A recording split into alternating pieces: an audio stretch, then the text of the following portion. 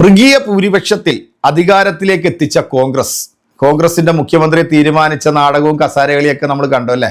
അവസാനം കേരളത്തിലെ ജനങ്ങളുടെ ജനവികാരം മനസ്സിലാക്കിക്കൊണ്ട് ഹൈക്കമാൻഡ് ഒരു തീരുമാനമെടുത്തു.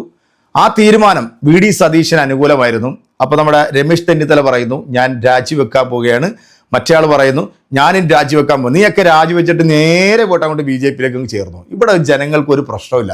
നിങ്ങളെപ്പോലെ കുറെ നേതാക്കന്മാർ പോയെന്നും പറഞ്ഞുകൊണ്ട് ഇവിടെ ആർക്കും ഒരു പുല്ലും വരാം. പല സംസ്ഥാനങ്ങളിലുള്ള മുഖ്യമന്ത്രിമാർ കോൺഗ്രസിന്റെ BJP പോയിട്ട് ഇവിടെ എന്തെങ്കിലും സംഭവിച്ചാൽ അധികാരം നഷ്ടപ്പെട്ട് അങ്ങ് പോകും. പിന്നെ നിന്നെയൊക്കെ കരിയാപ്പല പോലെ വലിച്ചു ദൂരെ എറിയും.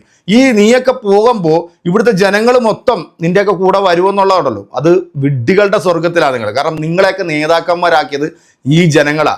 ഇപ്പോ മത്സരിച്ച് വിജയിച്ച സ്ഥലത്ത് നിന്ന് ഏതെങ്കിലും ഒരു MLA രാജിവെച്ചാൽ ആ വിജയിപ്പിച്ച ജനങ്ങളോട് കാണിക്കുന്ന തെണ്ടിത്തരവും കൊള്ളരുതാഴികയാണെന്ന് പറയാതിരിക്കാൻ പറ്റില്ല. അതിന് കൃത്യമായിട്ടുള്ള മറുപടി ഈ നാട്ടിലെ ജനങ്ങൾ തന്നെ കൊടുക്കുക. അപ്പൊ ഈ മുഖ്യമന്ത്രിയെ തീരുമാനിക്കുന്നത് ആരാന്ന് വെച്ച് കഴിഞ്ഞാൽ നമ്മുടെ വെള്ളാപ്പള്ളിയും അതുപോലെ മറ്റേ NSSന്റെ കൊണാണ്ടറൊക്കെയാണ്. കാരണം ഇവരായിരുന്നല്ലോ UDF വിജയിപ്പിക്കാൻ വേണ്ടി രംഗത്ത് വന്നതും. ഇവർ രണ്ടുപേരും CPM-ന്റെ ഭാഗമായിരുന്നുള്ളത് നമുക്ക് എല്ലാവർക്കും അറിയാം അല്ലേ. അപ്പം ആരധികാരത്തിൽ വരുന്നു അവരുടെ കൂടെ നിന്നുകൊണ്ട് കാലും നക്കി ആസനവും നക്കി കിട്ടാവുന്ന മുഴുവൻ വാങ്ങി ഇവരങ്ങ് ഉണ്ടയടിക്കുക എന്നല്ലാതെ ആ സമുദായത്തിന് പോലും ഒരു ഗുണവും ഉണ്ടാകത്തില്ല. കാരണം ഇവർ പറയുന്ന മൊത്തം ഈ സമുദായത്തിൽപ്പെട്ടവർ കേൾക്കുമെന്നൊന്നുമില്ലല്ലോ. നമ്മുടെ ശ്രീജിത്ത് പണിക്കർ നിങ്ങൾക്ക് അറിയാമല്ലോ. രാഷ്ട്രീയ നിരീക്ഷകനാണ്. അതായത് BJP-യുടെ ഗർജിക്കുന്ന സിംഹം എന്നൊക്കെയാണ് ലവന്മാർ വന്നിരുന്നുകൊണ്ട് സോഷ്യൽ മീഡിയയിൽ കുരയ്ക്കുന്നത്. ഇവനൊക്കെ ഒന്നും അല്ല എന്നുള്ളത് കേരളത്തിലെ ജനങ്ങൾക്ക് നന്നായിട്ട് അറിയാം. ഈ വെള്ളാപ്പള്ളി ആയിക്കോട്ടെ അല്ലെങ്കിൽ ഈ പറയുന്ന NSSന്റെ കൊണാണ്ടർ ആയിക്കോട്ടെ, ഇവരാരും ഒന്നിക്കത്തില്ല എന്നുള്ളത് നമുക്കറിയാം അല്ലേ. മലയാളി മുതൽ നമ്പൂതിരി വരെ പിന്നെ ക്രിസ്ത്യാനി വരെ ഒന്നിക്കണം എന്ന് പറഞ്ഞ് ഇവർ രണ്ടുപേരും കൂടെ കൈകോർത്തതൊക്കെ നമ്മൾ കണ്ട. കേരളത്തിൽ ഈ പറയുന്ന ജാതി വ്യവസ്ഥ ഇവൻ്റെയൊക്കെ ഉള്ളിൽ ഇങ്ങനെ കിടക്കുന്നിടത്തോളം കാലം ഇവരാരും നന്നാകാനും പോകുന്നില്ല, ഒന്നിക്കത്തുമില്ല. പിന്നെ കോൺഗ്രസിന്റെ മുഖ്യമന്ത്രിയെ തീരുമാനിക്കേണ്ടത് കോൺഗ്രസ്സുകാരാണ്, അല്ലാതെ നിങ്ങളല്ല. ഇപ്പൊ കോൺഗ്രസിന്റെ ഘടകകക്ഷിയായിട്ടുള്ള മുസ്ലിം ലീഗ് കഴിഞ്ഞ ദിവസം മൂവാറ്റുപുഴയിലോ തൊടുപുഴയിലൊക്കെ അവർ ചില മുദ്രാവാക്യങ്ങളും പ്രകടനങ്ങളൊക്കെ വിളിച്ചായിരുന്നു. അത് വളരെ പ്രകോപനപരമായി പോയി. ജാതിപരമായിട്ടും ഇവരെയൊക്കെ അധിക്ഷേപിച്ചു എന്നൊക്കെയാണ് ഈ ശ്രീജിത്ത് പണിക്കർ എന്ന് പറയുന്ന ഈ സംഘി കൊണാണ്ടർ വന്നിരുന്നുണ്ട് അവന്റെ ചാനലിനകത്തൂടെ പറഞ്ഞത്. അപ്പൊ ഇതിന് കൃത്യമായിട്ടുള്ള ഒരു മറുപടി നമ്മുടെ അൻസാരി സുഹരി ഉസ്താദ് കൊടുക്കുന്നുണ്ട്. ഇതിലും വലിയ പ്രകോപനപരമായിട്ടുള്ള മുദ്രാവാക്യങ്ങൾ വിളിച്ചിട്ടുള്ള വേട്ടാവളിയന്മാർ ഇവിടെ ഉണ്ട്. 40 വട്ടം ഉറക്കം എഴുന്നേറ്റ് കണ്ണും തിരുമ്പി വന്നിട്ട് സകല മാധ്യമങ്ങളിൽ ഇരുന്നുകൊണ്ട് ഇവിടുത്തെ ഒരു സമുദായത്തെ കുറിച്ചിട്ട് തെണ്ടിത്തരവും തെമ്മാടിത്തരവും അപരമത വിദ്വേഷവും നടത്തിക്കൊണ്ടിരിക്കുന്ന ഈ രണ്ട് വർഗീയവാദികൾക്ക് വേണ്ടി ഈ കൊണാണ്ടർ വന്നുകൊണ്ട് കൊണയടിക്കുമ്പോൾ മിണ്ടാതിരിക്കാൻ പറ്റുമോ എൻ്റെ പ്രിയപ്പെട്ടവരെ? അത് നമുക്ക് കൃത്യമായിട്ട് മറുപടി കൊടുക്കേണ്ടേ. തെളിവുകൾ സഹിതം നമുക്കൊരു മറുപടി അങ്ങ് കൊടുത്തേക്കാം, കേട്ടോ. ആ തൊടുപുഴയിലെ മുസ്ലിം യൂത്ത് ലീഗുകാർ വിളിച്ച മുദ്രാവാക്യത്തെക്കുറിച്ച് എന്താണ് അഭിപ്രായം? മോശമാണ്, അങ്ങനെ വിളിക്കാൻ പാടില്ല. വിയോജിപ്പുകളും സഭ്യതയോടുകൂടി ആവണം എന്നുള്ളതാണ് നമ്മുടെയൊക്കെ സ്റ്റാൻഡ്. അവരെയും സ്റ്റാൻഡ് അങ്ങനെയാണ്. അതുകൊണ്ട് തന്നെയാണ് അവരുടെ നേതൃത്വം അവർക്കെതിരെ നിലപാട് ഘടിപ്പിക്കുകയും ആ വിഷയത്തിൽ ഒരു തീരുമാനം ഉണ്ടാക്കുകയും ചെയ്തു. അവിടെ അവിടുത്തെ കമ്മിറ്റി പിരിച്ചുവിട്ടെന്ന് അറിയാൻ കഴിഞ്ഞത്. ഇനി ആ വിഷയത്തിൽ ശ്രീജിത്ത് പണിക്കർ പറയുന്ന തന്മയത്വത്തോടു കൂടിയുള്ള ഉപദേശം നമ്മൾ കേൾക്കണം. നമുക്കെല്ലാവർക്കും ഒരുപാട് പഠിക്കാനുണ്ട് അതിനകത്ത്. മുസ്ലിം യൂത്ത് ലീഗിന്റെ പ്രവർത്തകർ ഉയർത്തിയ പ്രധാനപ്പെട്ട ഒരു മുദ്രാവാക്യം ഹിന്ദു സമുദായ നേതാക്കളായിട്ടുള്ള NSSന്റെ G. സുകുമാരൻ നായർ, SNDP-യുടെ വെള്ളാപ്പള്ളി നടേശൻ തുടങ്ങിയ ആൾക്കാർക്കെതിരെ പ്രകോപനപരമായിട്ടുള്ള അധിക്ഷേപകരമായിട്ടുള്ള മുദ്രാവാക്യം മുദ്രാവാക്യം പോയിന്റ് ചെയ്യണം, മറന്നുപോരുത്. ഈ പ്രകടനത്തിൽ കേൾക്കുകയുണ്ടായി. എന്നാൽ വെള്ളാപ്പള്ളി തെമ്മാടി എന്ന് വിളിച്ചുകൊണ്ടാണ് ഈ പ്രകടനത്തിൽ ആൾക്കാർ മുദ്രാവാക്യങ്ങൾ ഉയർത്തിയത്. അതേപോലെ പെരുന്നയിലെ നായരെ എന്ന് പറഞ്ഞ് ജാതീയമായിട്ടുള്ള പരാമർശങ്ങളും അവരുടെ ഭാഗത്തു നിന്നുണ്ടായി.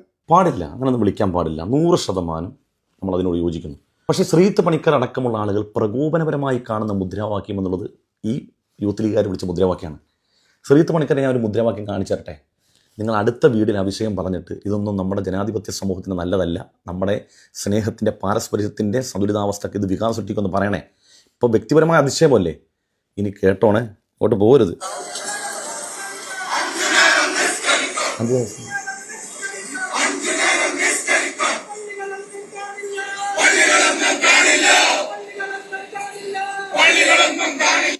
ശ്രീജിത്ത് പണിക്കരെ ഇത് CPM-നെതിരെ നടന്ന പ്രതിഷേധ റാലിയിൽ സംഘപരിവാർ വിളിച്ചു പറയുന്നറിയോ?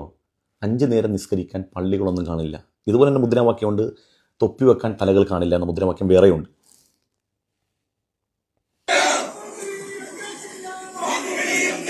ബാങ്കുളി കേൾക്കില്ല. 5 നേരം നിസ്കരിക്കാൻ പള്ളികളൊന്നും കാണൂല, അലകളൊന്നും കാണൂല എന്നൊക്കെ പറയുന്നത്. ശ്രീത്ത് പണിക്കര് ഈ മുദ്രാവാക്യം കേട്ടിട്ടില്ലായിരിക്കും. ഇപ്പം കേട്ടില്ലേ? അപ്പോൾ അടുത്ത വീഡിയോയിൽ വിഷയം പറഞ്ഞാൽ ഇങ്ങനെയുള്ള മുദ്രാവാക്യങ്ങൾ വിളിക്കരുത്, പ്രകോപനപരമാണ്. എന്താ ശ്രീത്ത് പണിക്കരെ ഈ കണ്ണ് ഒരു ഭാഗത്തേക്ക് മാത്രമേ തിരിയുള്ളൂ, അല്ലെന്തോ പ്രശ്നമുണ്ട്. പിന്നെ ഒരു പ്രശ്നം പറഞ്ഞത് വെള്ളാപ്പള്ളി അടക്കമുള്ള ഹിന്ദു നേതൃത്വം. വെള്ളാപ്പള്ളി നടേശൻ എപ്പോഴാണ് ഹൈന്ദവ അല്ലെങ്കിൽ ഹിന്ദു മതവിശ്വാസിയായത്? അദ്ദേഹം തന്നെ അദ്ദേഹത്തിൻ്റെ പല പ്രസ്താവനകളിലും പറഞ്ഞിട്ടുണ്ട്, ഇലക്ഷൻ വരുമ്പോഴാണ് ഞങ്ങളൊക്കെ ഹിന്ദുക്കൾ, അല്ലാത്തപ്പോഴൊക്കെ ജന്തുക്കളാണെന്ന്. ബിജെപിക്കെതിരെ ആഞ്ഞടിച്ച് SNDP യോഗം ജനറൽ സെക്രട്ടറി വെള്ളാപ്പള്ളി നടേശൻ. ജാതി വിവേചനം കൊണ്ട് നടക്കുന്ന പാർട്ടിയാണ് BJP. ഈ ജാതി വിവേചനം കൊണ്ട് നടക്കുക എന്ന് പറഞ്ഞാൽ വർണ്ണാശ്രമത്തിൽ പെടാത്ത ഒരാളെയും ഹിന്ദു മതവിശ്വാസിയായിട്ട് അംഗീകരിക്കത്തില്ല. ഇനി അംഗീകരിച്ചെങ്കിൽ തന്നെ 1936 ക്ഷേത്രപ്രവേശന വിളംബരം വന്നതിന് ശേഷമാണ്. എന്തുകൊണ്ടാണ് 1936 മുമ്പ് ഈ ക്ഷേത്രപ്രവേശന വിളംബരം വരുന്നതിന് മുമ്പ് ഈ പിന്നോക്കം നിൽക്കുന്ന ഈഴവ സമുദായങ്ങളെ ക്ഷേത്രങ്ങളിൽ പ്രവേശിപ്പിക്കാൻ സമ്മതിക്കാത്തത്? അവർ ഹിന്ദുക്കളല്ലാത്തതുകൊണ്ടായിരുന്നു. ഹിന്ദുക്കളാണെങ്കിൽ അവരെയും പ്രവേശിപ്പിക്കൂലേ? ഹിന്ദുക്കളല്ലാത്തതുകൊണ്ട് അവരെ പ്രവേശിപ്പിക്കാത്തത്. ഇപ്പം ജാതീയപരമായി വേർതിരിവ് നേരിടുന്നു എന്ന് പറഞ്ഞാൽ BJPയിൽ തന്നെയുള്ള ആളുകൾ അവരെ, ഞാൻ നേരത്തെ പറഞ്ഞ, ഹിന്ദുവായിട്ട് അംഗീകരിക്കുന്നില്ല എന്നുള്ളതല്ലേ? അദ്ദേഹം ആ പറഞ്ഞ പരാതിയല്ലേ ജാതി വിവേചനം എന്ന് പറഞ്ഞാൽ? അതാ നമ്മൾ ഉൾക്കൊള്ളുന്നില്ല, അംഗീകരിക്കുന്നില്ല. ജാതി വ്യവസ്ഥയുടെ അടിസ്ഥാനത്തേക്ക്, അതിൻ്റെ അകത്തേക്ക് പോയി കഴിഞ്ഞാൽ കുറച്ച് ആളുകൾ അകത്തും കുറച്ച് ആളുകൾ പുറത്താകുന്നത് എന്തുകൊണ്ടാണ്? ഈ സനാതന ധർമ്മത്തിൻ്റെ ഭാഗമായിട്ടുള്ള ആളുകളാണ് അകത്ത്. പുറത്ത് നിന്നുള്ള ഈ സനാതന ധർമ്മത്തിൻ്റെ ഉള്ളിൽ ഈ വർണ്ണാശ്രമത്തിൽ പെടാത്ത ആളുകളെ പുറത്ത് നിർത്തുക. ശ്രീത്ത് പണിക്കർക്ക് അറിയാത്ത കാര്യമൊന്നുമില്ലല്ലോ. അപ്പം ശ്രീത്ത് പണിക്കർ മനസ്സിലാക്കേണ്ടത്, ഈ നിങ്ങൾ ഇടയ്ക്കിടയ്ക്ക് വെള്ളാപ്പള്ളി നടേശനെ കുറിച്ച് ഹിന്ദു എന്ന് പറഞ്ഞ് ഇങ്ങനെ ആവേശം കൊള്ളുമ്പോൾ അവരെ നിങ്ങൾ തന്നെ ഹിന്ദുവായിട്ട് അംഗീകരിക്കുന്നില്ല. അദ്ദേഹം തന്നെ പറഞ്ഞിട്ടുണ്ട്, ഞങ്ങൾ ഇലക്ഷൻ വരുമ്പോഴാണ് ഹിന്ദു എന്ന് ഞങ്ങൾ പറയുന്നത്, അല്ലാത്തപ്പോഴൊക്കെ ഞങ്ങളെ ജന്തുക്കളായിട്ടാണ് കാണുന്നതെന്ന് അദ്ദേഹം തന്നെ എത്രയോ പ്രസ്താവനകൾ പറഞ്ഞിട്ടുണ്ട്. പിന്നെ പറഞ്ഞ പെരുന്നയിലെ നായരെന്ന് വിളിച്ച് ജാതി ആക്ഷേപം അല്ലേ? അതിപ്പം നമ്മുടെ ബഹുമാനപ്പെട്ട നയനാർ പറഞ്ഞിട്ടില്ലേ? നമ്മുടെ EK നയനാർ അദ്ദേഹത്തിന്റെ പ്രസംഗത്തിൽ പറഞ്ഞില്ലേ, പെരുന്നയിലെ ഡാഷ് കുരച്ചാൽ പത്തനംതിട്ടയിൽ കേൾക്കുമെന്നു. നയനാരും പറഞ്ഞിട്ടുണ്ടെന്നേ. പറയാൻ പാടില്ല കേട്ടോ, എൻ്റെ നിലപാടത് അതും പറയാൻ പാടില്ല എന്നുള്ളതാണ്. നമ്മുടെ നാടിൻ്റെ സന്തുലിതാവസ്ഥ, സ്നേഹം, പാരസ്പര്യം അത് നഷ്ടപ്പെടുന്ന രൂപത്തിലുള്ള പ്രകോപനപരമായ ഒരു വാക്കും പറയാൻ പാടില്ല എന്നുള്ളത്. പക്ഷേ ചിലത് മാത്രം കാണുകയും ചിലത് മാത്രം കണ്ടില്ല എന്ന് നടിക്കുന്നതും മോശമല്ലേ ശ്രീത്ത് പണിക്കരെ? അത് നിങ്ങളെപ്പോലെ അഭ്യസ്ത വിദ്യനായ ഒരാൾ. ഈ മഞ്ഞപ്പിത്തം പിടിച്ചവന് എന്ത് കണ്ടാലും അത് മഞ്ഞയായിട്ടേ തോന്നത്തുള്ളൂ. കാരണം സംഘപരിവാർ കാണിക്കുന്ന തെമ്മാടിത്തരവും തോന്നിവാസങ്ങളും ഒക്കെ വെള്ള പൂശാൻ വേണ്ടി ഇതുപോലെ ആരെങ്കിലുമൊക്കെ എന്തെങ്കിലും പറയുന്ന എടുത്തുകൊണ്ട് വരും. ഇപ്പം ആ ഒരു മുദ്രാവാക്യം വിളിച്ചത് ഈ കേരളത്തിൽ UDF അധികാരത്തിൽ വന്നപ്പോഴത്തേക്ക് VD സതീശനെ അനുകൂലിച്ച് ലീഗാണ് എന്ന് പറഞ്ഞുകൊണ്ടാണ് ഈ നമ്മുടെ കള്ള് കച്ചവടക്കാരനും അതുപോലെ തന്നെ പെരുന്നേല മറ്റേ മൂപ്പരും എല്ലാം കൂടെ ഈ മുസ്ലിം ലീഗിന് ഇത്രയും വർഗീയപരമായ രീതിയിലുള്ള പരാമർശങ്ങൾ നടത്തിയത്. അതിനെതിരെ മുസ്ലിം ലീഗിൻ്റെ ഒരു ചെറിയ വിഭാഗം പ്രവർത്തകർ നടത്തിയിട്ടുള്ള പ്രകടനം, ആ പ്രകടനത്തിൽ അവർ വിളിച്ചിട്ടുള്ള മുദ്രാവാക്യം, ഇതിനോടൊന്നും നമുക്ക് ഒരു യോജിപ്പുമില്ല, ആ കമ്മിറ്റി തന്നെ അവിടുന്ന് പിരിച്ചുവിട്ടു എന്നുള്ള വാർത്തയാണ് പിന്നീട് നമ്മളെല്ലാവരും കേട്ടത്. ഇതുപോലെ ആർജവത്തോടെ ചെയ്യാൻ സംഘപരിവാറിന് സാധിക്കൂ? ഒരിക്കലും സാധിക്കത്തില്ല. കാരണം ആവൂല. കാരണം വെച്ച് കഴിഞ്ഞാൽ അതിനുള്ള ഉറപ്പ് നിന്റെ ഒന്നും മറ്റേ കിടുങ്ങാമണിക്കില്ല എന്നുള്ളതാണ്. എന്തായാലും ഇവനെപ്പോലുള്ള ഈ സംഘപരിവാറിന് വേണ്ടി സകല തോന്നിയാവാസവും തെമ്മാടിത്തരവും വെളുപ്പിക്കാൻ വേണ്ടി വരുന്ന ഇങ്ങനെയുള്ളവനിക്കൊക്കെ അണ്ണാക്കി തന്നെ വേണം നമ്മൾ മറുപടി കൊടുക്കാൻ. എന്തായാലും ഇതൊക്കെ കാണുന്ന ഒരു ജനസമൂഹം നമ്മുടെ നാട്ടിലുണ്ട്. അതായത് തലയ്ക്കകത്ത് വിവരവും ബോധവുമുള്ള അരിയാഹാരം കഴിക്കുന്ന മനുഷ്യരുണ്ട് ഈ നാട്ടിലുള്ള. അവർ വിലയിരുത്തും ആരാണ് ഇവിടെ ശരി, ആരാണ് ഇവിടെ തെറ്റെന്നുള്ളത്. അപ്പോൾ നിങ്ങളുടെ കമൻറ്റുകൾ അറിയിക്കുക. കൂട്ടത്തിൽ നമ്മുടെ ചേട്ടനുള്ള മറുപടിയും കൂടെ ഒന്ന് കൊടുത്തേക്കുക. അടുത്തൊരു വീഡിയോയിൽ നമുക്ക് വീണ്ടും കാണാം. അതുവരെയൊക്കെ എല്ലാവർക്കും